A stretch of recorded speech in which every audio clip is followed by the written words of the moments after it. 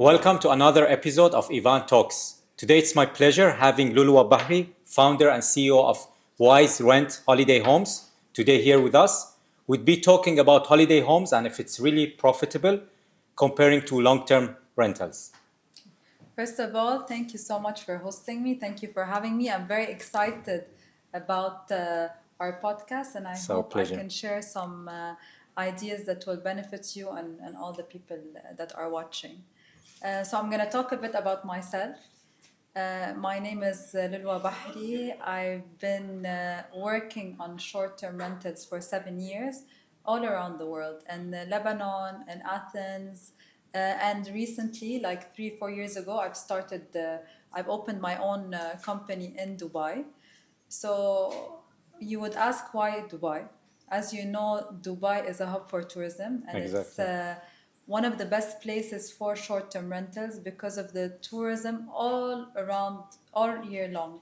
You would think that in summer we don't have tourists, but we do. Some Europeans Yeah. come here because they feel like Dubai is less crowded, it's cheaper, and are able to enjoy different aspects of Dubai. So I've founded this company a few years back. I started on my own with one apartment. It was an apartment that my dad owns in City Walk. And I've been managing this apartment for 7 years in parallel with my work. I used to be in marketing and PR. And then I was like, it's time for me to change. I got very bored with at work, going from 9 to 5, and I felt like it was very restraining. I couldn't do what I wanted to do. I was dreaming bigger. I've always known that I wanted to build something on my own. So I was like, this is it. I'm gonna start with the one apartment, and then I'm gonna try to learn on the way because I haven't done it before. I What was haven't. the challenges you faced managing just one apartment alone, being alone? You know, when I used to manage the apartment on my own, the one there was not a lot of challenges, but I wasn't taking it very seriously. So the communication with guests was not spot on. Of course, I wasn't very attentive to all the cleaning like I do now When because was it that time? this was like 4 years ago. From 7 to 4 years ago, I managed it 3 years on my own in parallel with my work. And then after 3 years, I'm like, I like this thing. It's working in Dubai.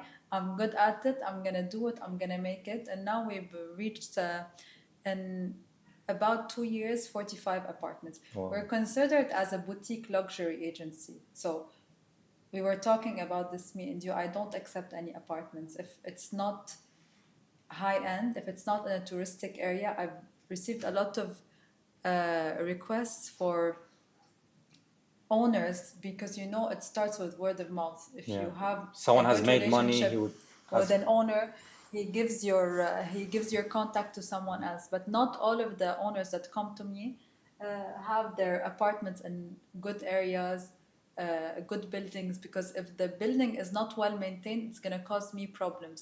I'm gonna have problems with guests. I'm gonna have to send my team. I don't know, something might burst. It's not clean. So I don't want to get through I don't want to go through this. And then when you go to a mid or low scale apartments, you will get mid to low scale guests. You will get guests that are not willing to pay anything, and they're very, they keep texting and they nag. So the caliber of guests that I work with are high end, are the people that are spenders. They want to come and enjoy. And recently in summer, we've shifted our module to monthly because in summer it's a bit hard to maintain the occupancy. So in order for us to maintain this high occupancy, we go for monthly rentals in June, July, and August. September, if the price is good, we will stay on monthly, but otherwise we will switch back to daily and weekly. Have it ever happened to you? You felt that the owner, he was overpromised when he was buying the property that it would do perfect in short-term rentals, and then he get to know the reality when he met you. Overpromising is something that is very common in Dubai, whether it's for sale, whether it's for rent, whether it's for any service. We have a lot of brokers that promise a return and it's not realistic. This happens to me when I get an owner that comes to me and says, I had this estimation from another short-term rental and they're promising me 30 to 40% more than the long-term rent. I'm like, there's nothing that is 30 to 40%. This used to happen in 2019, 2020, when the long-term prices were low. But now Yes. the long-term prices are very high. It's very hard for a short-term company to achieve 10 to 20%. 20% is also amazing if you can manage to get 20% more than the long-term rent. But when the owner comes to me, I'm like, those numbers, please throw them away because they're not realistic. I'm here to give you, because if the owner doesn't trust me, it's very hard for me to manage his apartment. I have owners that have been with me for 2, 3 years that haven't spoken to me. They don't call me. They don't text me. They know on the 15th of each month they will get their statement and their money to their bank accounts, and they know that they can check everything through the application. We have an application. So Amazing. either you need to gain the owner's trust from the beginning, you need to be transparent, and you shouldn't overpromise, because when you overpromise, you will lose the client. 6, 7 months in, he's gonna tell you, come, you told me that you're getting X number and you haven't gotten 50% of it. So it's not enough to gain the apartment, you need to know how to maintain it on 2, 3, 4, 5 years. At the beginning of your talk, you said about location. How do you think location is important compared to long-term rentals? Is it more important, you think, while you're going for a short-term rent? Yeah, of course. For long-term rental, you can still get a good ROI on locations that are not touristics. But for short-term, you need to go for touristic apartments, because those are the location where no matter what happens, you still have people that come. For example, downtown. No matter what happens, you Yeah, get exactly. tourists are still gonna come to downtown because they want to see Burj Khalifa, they want to see Dubai Mall, Palm. They're gonna go there because they want to enjoy the beach. Business Bay, it's also a hub for business people. So if you're coming for business, you're gonna stay in Business Bay. If you're coming to open a company here and you're trying to figure out, you're gonna either stay in JVC or in Business Bay. So each location has their exact target audience. Which locations do you think are the top performing right now for short-term rentals? For me, my safety net is downtown and City Walk. I think City Walk is very demanded. We have lots of apartments in City Walk, and they've been doing great. What do you think about new upcoming locations like Maritime City, Dubai Islands? To be very honest, I haven't explored them yet because I don't think, because me as someone who's lived here, I'm not very familiar with them. As someone who's lived here for 5, 6 years, what about someone who hasn't come to Dubai and he wants to come to Dubai for the first time or for the second time? I don't think he's gonna stay in those locations because they're not close. They don't have access to everything now. So maybe with time they will develop, and I will think about taking the apartments there. But for now, I prefer to be safe and to guarantee the owner's investment rather than starting somewhere new. What do you think about Creek Harbor? Creek Harbor, It's very good. I have like 8, 9 apartments there.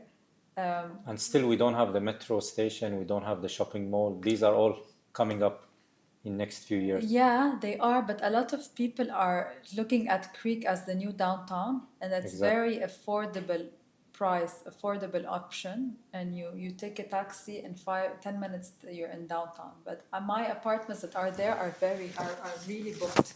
They're always booked. So Occupancy rate is high, basically. occupancy rate is high. Yeah. All right. Why do you think Dubai has become very popular in terms of holiday homes compared to other countries? Do you have any figure, any number showing that here we have more holiday homes compared to other cities in the world? Definitely, there's a lot of holiday homes, whether it's small agencies or big agencies that manage 400 to 500 apartments. Dubai, you can consider it, it's like sometimes you feel like it has a more European vibe, sometimes you consider it Arab, so it's the perfect mix of both. And even in the States, sometimes they say, oh, let's go to Dubai. So you have this reputation of Dubai all around the world that it's the best. So tourism here is number one. And no matter what happens, no matter the ups and downs, people are still gonna come back here and it's still gonna do great because no one can compare to the safety that we have here. No one can compare to the structure, how organized they are here. It's really mind blowing. Okay. And do you think going for short-term rentals has high volatility? Let's say you have the high season, low season. Do you think it's worth the risk sometimes to go for short-term rentals? The high season definitely covers for the low seasons in Dubai. So you have October, November, December, January, February. Those 5 months, what you can do in those 5 months cover the whole year. So it's very worth it, especially when you have apartments that have Burj Khalifa view. So we have some apartments that have Burj Khalifa view that we can rent them out for 10K a day on the Exactly. last week. So 10K is insane. The last 10 days, so you're like at 100K. Sometimes we see some apartments when you want to rent, it has been changed from short-term to long-term. What do you think they did wrong that made them? So what's very important for you to get guests with good average daily rate, which is ADR, is the reviews that you have. If you have good reviews and the apartment is well maintained, you will get booked. So it's all about how you portray yourself on those advertising platforms like Airbnb, Booking.com. Do you have the right pricing? So operating a short-term rental company, there's so much things that you have to work on in parallel that needs to be perfect. You have the pricing, you have the photography, it's very important. You have 10 seconds to scroll on those platforms. If the photos are not amazing, it will not get booked. So you have price, you have photos, you have listing. If you have all of this is everything before booking. You have the listing if you have all of the right descriptions, the pool, how many bedrooms. Some people really care about the size of the apartment. They really care about if it's king or queen or single. They need to know the sizes. So all of those information, if you have them listed, it will make the guests book it easier. This is step number one. Number two is when they actually get to the apartment. Is the apartment clean? Is the apartment well maintained? Do you have any amenities that you can offer, like shampoo, conditioner? Do you have anything for the guests that would differentiate you? Then the third step is how you speak to them while checking in, while checking out. You're responsive. So all of those, the before and the during and the after, lets you get one 5-star review. A 5-star review will not get you anywhere. You need to have a proven track of a lot of 5-star reviews so that you can have a good portfolio. And then when people see your apartments, they're gonna book with you because there's credibility. When they see a lot of reviews, you're good, you have credibility, then people will book. So when you feel like an apartment didn't work on short term, it means either the pricing was wrong, either the photos were wrong, either the communication with the guests was wrong, either you promised them something but you didn't deliver. There's a lot of factors that contribute to having the apartment booked on a regular basis. One more question. When you put an apartment for, you basically list it for short-term rentals, it takes some time for this apartment to Yeah. perform well. Some landlords, they're not About patient. They keep yeah. Yeah. asking, why is it not performing? Why is it not performing? How long does it take to perform well when you list a new listing? Okay, so usually when you do a listing, it needs to take in the algorithm between 1 week to 2 weeks. But what we try to do as a company and as WYZ Rent, we have a lot of direct bookings. So when we have guests that are repeated, we tell them, oh hey, we have this new apartment that's here.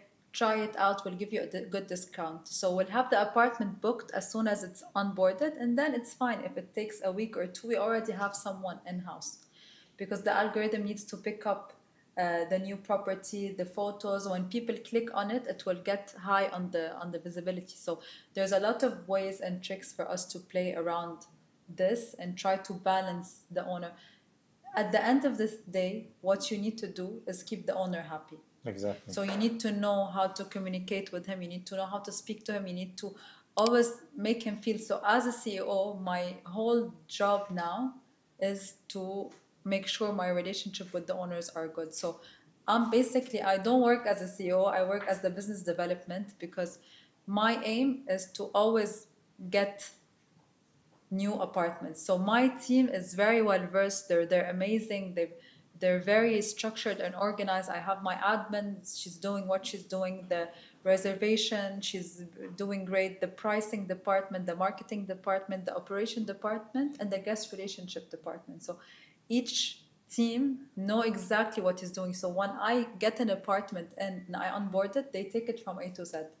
They take care of the maintenance, they take care of the check-in, they take care of the reviews. So what I have to do now as a CEO is onboard more apartments, give it to the team, and I'm sure that they're gonna manage it. Because when I first started, I was non-stop, like 24/7 on top of their heads. Like to a point that it got very annoying that I would ask them, did you do this, do that, do this?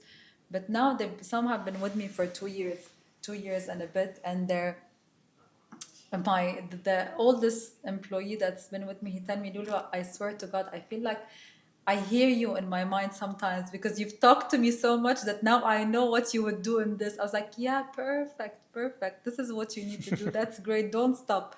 So when you invest so much in the beginning for me, it's very important for you to invest into your employees. I invest so much in them. I give them so much confidence. I give them so much responsibility.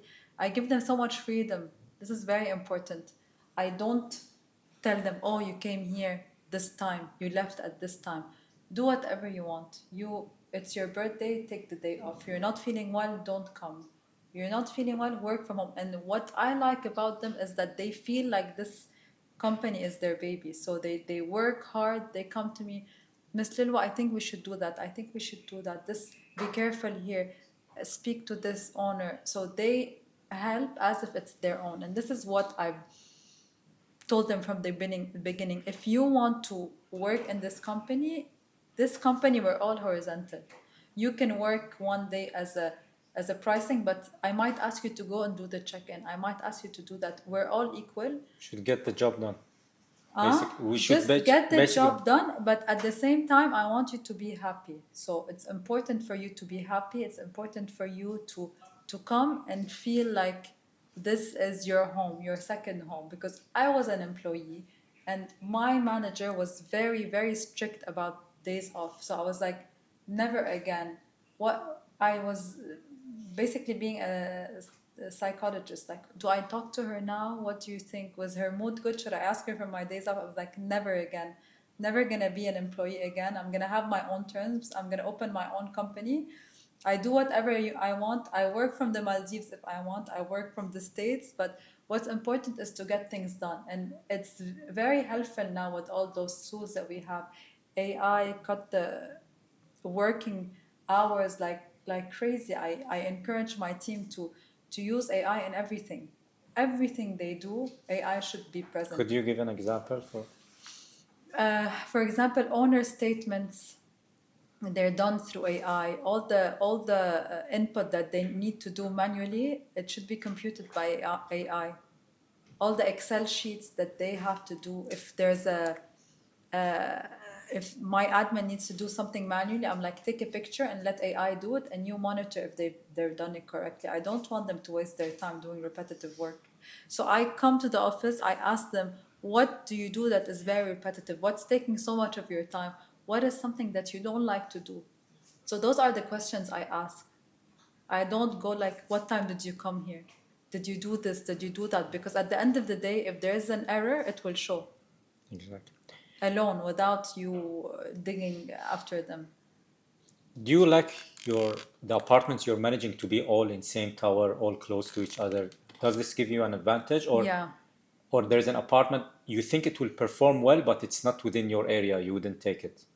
So anything that's not within my area, I don't take, or I explain to the owner that I'm new to this and I don't promise anything. But of course, if you have many apartments in the same tower, it's beneficial, because then you would get the same guests that want apartments, and if the apartment is booked, you can relocate them to the other one. So we have 4 apartments in Address Opera. It's been doing very good. We have in Boulevard Point a few apartments. We have in Palm Tower. You know, it's the only Yeah. tower. We have three. So it's very good because sometimes when they like our service, they message us directly. We want to rent again this apartment. Sorry, this apartment is booked, but we can put you on the floor.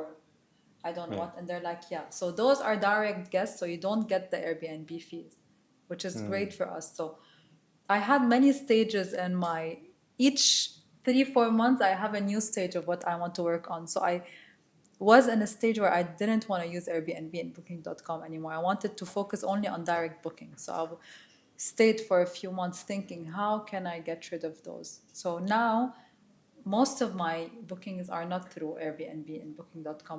They're directly. There's many ways to source direct bookings. Is there any advantage of having Airbnb, let's say, insurance or anything that it's better to have it on Airbnb or? No, there's nothing of that sort. But it's very important in Airbnb to keep learning, keep testing, and keep checking what are the new tools that Airbnb has. So the most important thing is to keep learning. So I built this from scratch by trial and error learning. Consistency is very important. When you want to build something from scratch, you need to be very consistent and you need to follow up on minor and major things. How old are the buildings usually? The ones that you put for short-term rentals, are they new, old building? Some are new. I have the address Opera is new. I have in Forte it's new. Burj Crown is new. Burj Royal is new. And some are not very new. Like Boulevard Point is not very new. It's been here for, I don't know, 10 years maybe. Yeah, almost. Yeah. So it depends. But Amar is a very good developer. So they always keep renovating the reception, the common area, so you don't feel like it's. Some of their buildings in downtown, it happened. I double check. I'm sure it's how old, but just I double check. I can't. They have just recently renovated. I just want to make sure. They always renovate. It's crazy. They're always on top of it. So, Amar, I personally love, and also you have this with Miras. Miras also keep renovating in City Walk, the apartments that I manage. But it's not about only renovating the building. It's about also the owner who wants to invest. So if I've been managing his apartment for 3 years, I'm like, listen, it's time for us to do a bit of renovation. At the end of the day, you're making money out of the apartment and it's your apartment. So the good investing thing, back in the. just invest a bit in the maintenance. Let's repaint. Let's change the couch. So anything that is done because of the guest, I take care of it. Anything that's done not because of the guest, like the AC, anything that's done because of the usage, I bill it to the owner. But anything that is, for example, a couch that's been scratched, I have the guests pay it. So it depends. It's very, you have a fine line. It's very tricky. But you need to be very honest with the owner. Don't make him pay for stuff that he's not responsible for. If it's the guest that's showing it, you shouldn't. It's not correct. What do you think usually misunderstand about short-term rentals? Any? There's a lot of misunderstanding about short-term What's rentals. them? Oh my God, I can't.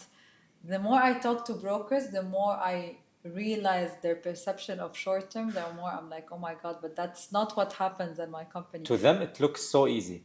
No, to them, it's not about, they have so much negative thoughts about it, and the owners have so, like, no, short-term, no, because they feel like people are going to trash their apartments and they're going to party and they're going to come back to the apartment. It's like blue instead of white. I'm like, no, I swear, come at any time. I beg the owners to come and check their apartments because they're really very well maintained. At each checkout, they're checked. We take care of them very thoroughly because we care about the reviews. The reviews are what makes us credible. The review is what makes WYZ Rent. So number one is that the apartment is trashed afterwards, after usage of short term for 1 or 2 years.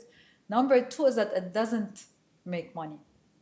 How can it not make money? If you're doing the right thing, if you have the right price, the demand is there. You have demand on short term. A lot of people, even old people now take Airbnbs. Like I have guests that are my mom's age. They're booking on Airbnb.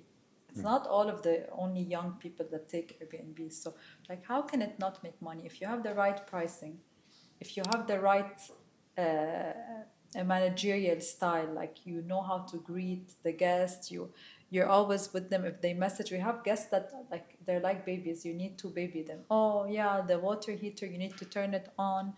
How can I use the fridge? You need to be very patient. So the guest relation manager needs to be very patient with them. Treat them like it's a hotel. Because some homeowners think that, okay, the holiday home is taking their profit. They're not losing any money. I'm here paying for everything. There is also this misconception about holiday homes. This is why I go back to my point. You shouldn't incur one expense that's not in its place. If you buy something that the owner feels like it's not his place to pay it, he's not going to trust you anymore. This is why it's very important that every expense you occur is very reasonable, and he needs it for his apartment. It's not for the guest to get to be happier. For example, if he has a 60 or a 45-inch TV, and you go and buy a 65-inch TV, it's for the guest, for you to make more money. For him, it's working. Why would he incur this cost? Exactly. You need a cost that makes sense for him. For example, the AC is not working anymore. It's time for us, for the health of your apartment, it's time for us to clean them all. He's going to say yes, of course. But there's also a difference between different owners. You need to know the owner that you're working with, how he thinks. If this apartment, he's relying on the income of this apartment, there's different treatments. You need to make sure who you're talking to.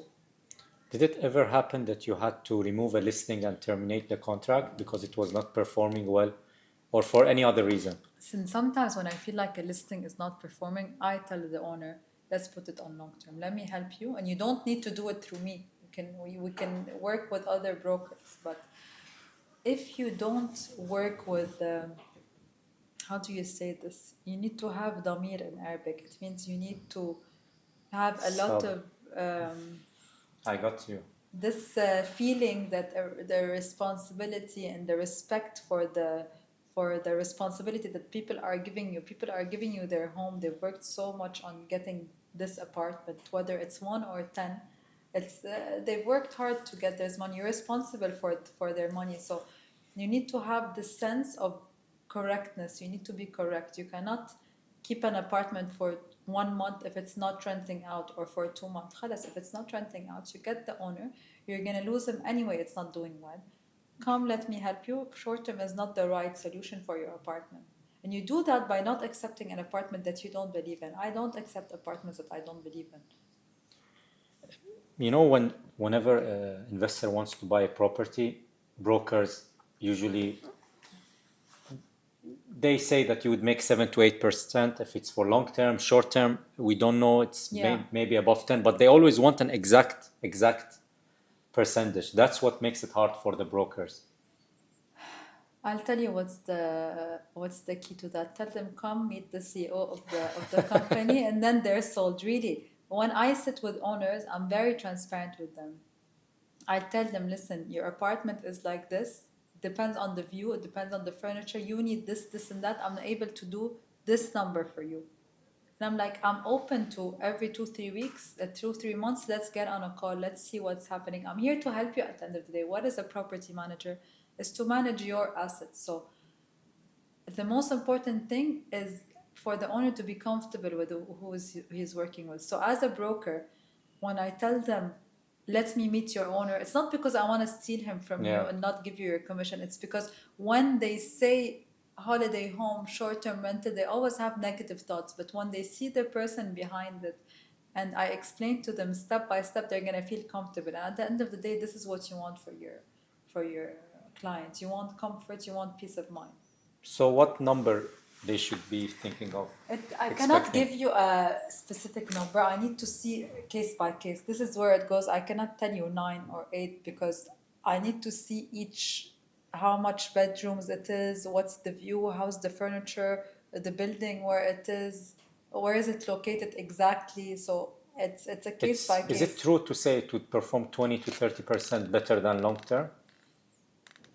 10 to 20%. 10 to 20. Yeah. 20 to 30 is a lot. All right. And what do you think are the hidden costs or the costs usually for the All short the term? costs that I have are in the contract at the last page. You have the DTCM, which is for a one bedroom is 370 per year, which is nothing. Two bedroom 670, three bedroom 970. It's for a year long, so it's a one-time cost. You have the photography also cost, and you have an insurance if you want, and you have the smart lock cost. But the smart lock it's essential and it's required by DTCM. So I think also the insurance is essential if someone ruins the. it is, but you know how much is the insurance? 550 dirhams. So I think all of this would cost like 3-4K. And the good thing about WYZ Rent is that you don't need to pay them upfront. I can take them from the rent. So it's easy. Just give me the apartment and everything will be. Do you advise them to do the furniture themselves, then come to you, or?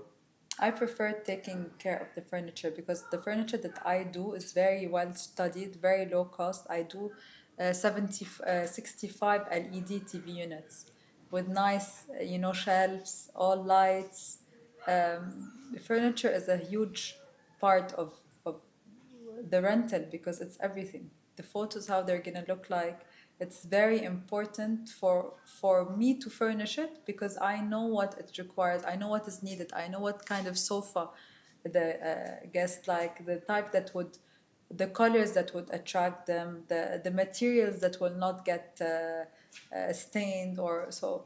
At the end of the day, if he says I'm gonna furnish it, I'll be like, okay, fine, but I need to have a say at the styling at the end. Let's say if a company wants to start with 10 units, how big should their team be? Or do you have any 10 advice units? for people who just... 10 units, you can do it. You can be two people.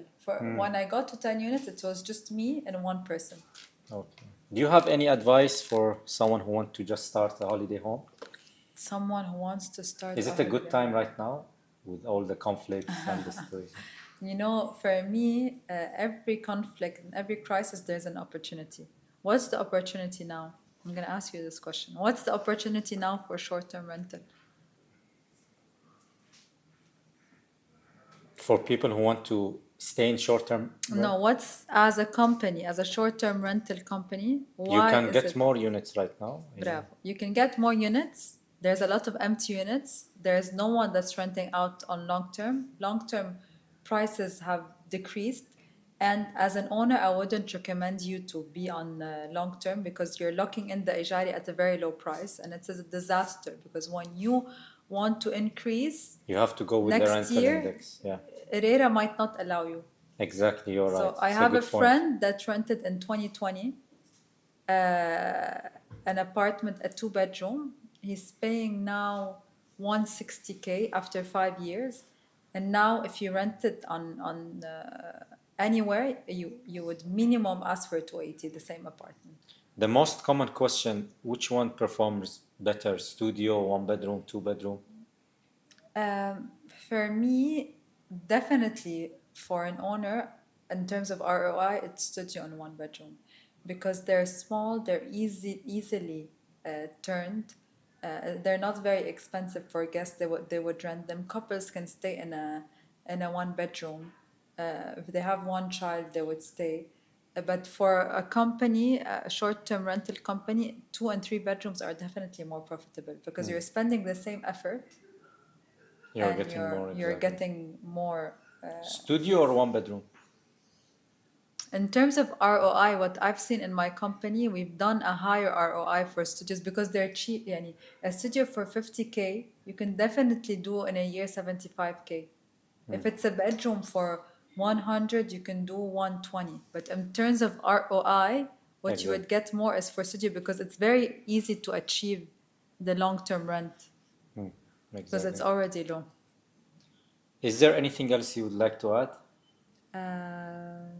No, I think I've said everything. We have covered everything almost, yeah. Yeah, we've covered a lot. So it was a pleasure speaking to you. Same and hopefully we'll do it again. Definitely. The best advice you gave was actually for the broker not to open up or to say any